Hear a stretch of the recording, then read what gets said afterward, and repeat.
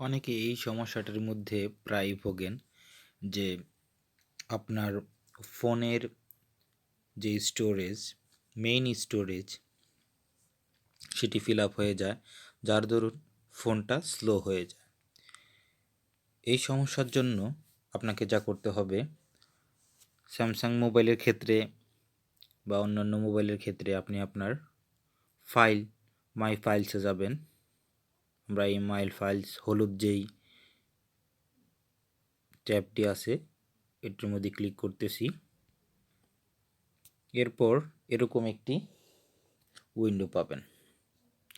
তারপর আপনারা এখানে দেখতেছেন একটু নিচের দিকে উপর থেকে ধরলে দেখা যাচ্ছে যে my files, recent files, image, video, audio, documents, downloads, APK, installation file এবং নিচে দেখতে পারতেছেন ইন্টারনাল স্টোরেজ এবং এসডি কার্ড।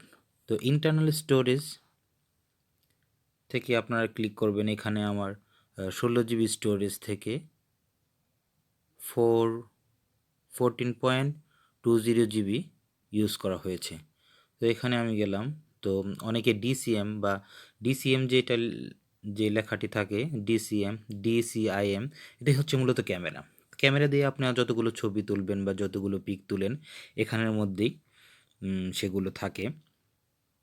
তো আমি ডিসিআইএম এই অপশনটিতে ক্লিক করলাম।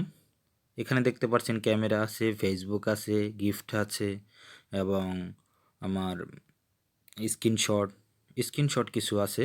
তো এই স্ক্রিনশটগুলো একটা নির্দিষ্ট পরিমাণ, মনে করেন প্রথমে দেখতে পারতেছি, প্রথমে যেই পিকচারটি আমার স্ক্রিনশট দেওয়া আছে এটি হচ্ছে 325 কেবি। তো এরকম 323 কেবি, 140 কেবি এরকম কেবি কিন্তু আমার মেইন স্টোরেজ থেকে খাচ্ছে।